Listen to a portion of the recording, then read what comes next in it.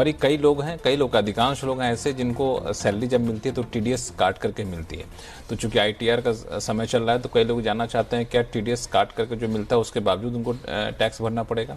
देखिए लक्ष्मण, इसमें ये जो सवाल आपने पूछा, ये ज्यादातर लोगों के जहन में ये सवाल रहता है कि हमारा टीडीएस पूरा कट गया है या पूरा नहीं। उनको तो लगता है कि टीडीएस कट गया, चाहे कहीं से भी कटा, 10% कटा या कितने भी परसेंट कटा, उनको लगता है टीडीएस कट गया, अब हमें रिटर्न नहीं भरनी। तो पहली बात, आपका अगर टीडीएस कटा है सैलरी पे तो डेफिनेटली आपका उतना टीडीएस कटा होगा जितना आपका टैक्स बनता है, लेकिन उसके बाद भी आपको रिटर्न भरनी जरूरी है। तो ये नहीं सोचिए कि आपने टीडीएस आपका एम्प्लॉयर ने काट लिया तो आपको रिटर्न नहीं भरनी है। दूसरा, ऐसा हो सकता है कि जब आपका सैलरी से पूरा टीडीएस कट गया, उसके अलावा आपकी कोई सेविंग्स का इंटरेस्ट, एफडी का इंटरेस्ट या कोई और इनकम हो सकती है जिसमें ज्यादातर 10% का टैक्स मैं मान के चलती हूँ, सेविंग्स पे या आपका एफडी पे 10% का टैक्स कटता है और आप आ रहे हैं 20% या 30% ब्रैकेट में, तो अब जो बैलेंस होता है टैक्स का वो आपको पे करना होता है। तो ज्यादातर केसेस में अगर आपकी कोई एफडी या कोई और इनकम है तो आपका टैक्स पेबल बन जाता है।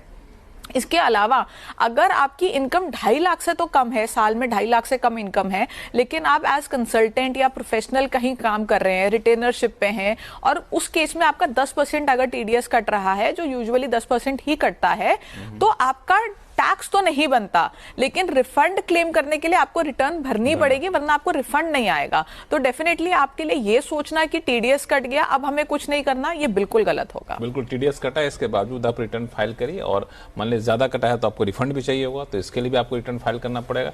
कम कटा है तो आपको टैक्स भी यहाँ पे चुकाना पड़ेगा, तो इसका ख्याल रखिएगा जब भी आप आईटीआर फाइल कर रहे हैं। तो अब चलते हैं मुंबई, जहां से पीबी गुप्ते साहब हमारे साथ फोन लाइन पर बने हुए हैं। गुप्ते साहब नमस्कार।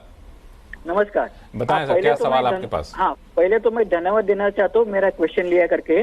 नहीं, आप हमारे शो में जुड़े इसके लिए आपका धन्यवाद।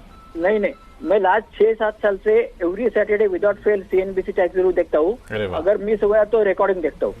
और दूसरे मैं गौरी मैडम का फॉलोअर हूँ, उनको ट्विटर फॉलो भी करता हूँ। अच्छा, थैंक यू सो मच।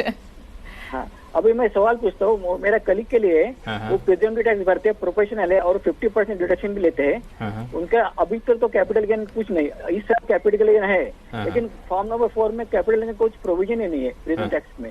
तो कौन सा फॉर्म भरना है?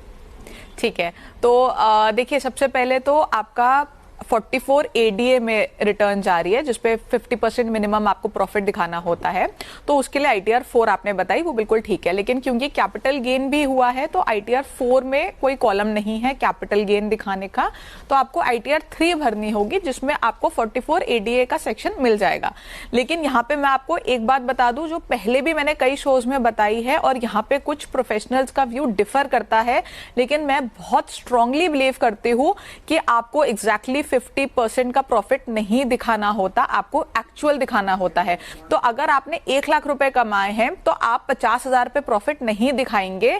अगर आपका एक्चुअल इनकम 60,000 है, 70,000 है, तो आपको वही अमाउंट दिखाना है। इस बात का ध्यान रखिएगा। मैंने कई बार पहले भी ये बात बोली है, और इस पे कुछ प्रोफेशनल्स का व्यू डिफर भी करता है, लेकिन मेरा मानना ये है। तो टैक्स गुरु में फिलहाल इतना ही। गौरी, आपका बहुत बहुत धन्यवाद सभी सवालों का जवाब देने के लिए। अगर आपके पास भी कोई सवाल हो, चाहे इनकम टैक्स से जुड़ा हुआ हो या फिर जीएसटी से, तो आप हमें लिख भेजिए tax@moneycontrol.com पर। आप जब अपना सवाल भेजें तो अपना नाम और मोबाइल नंबर लिखना ना भूलें। और फिलहाल के लिए दीजिए इजाजत। नमस्कार, देखते रहिए CNBC आवाज।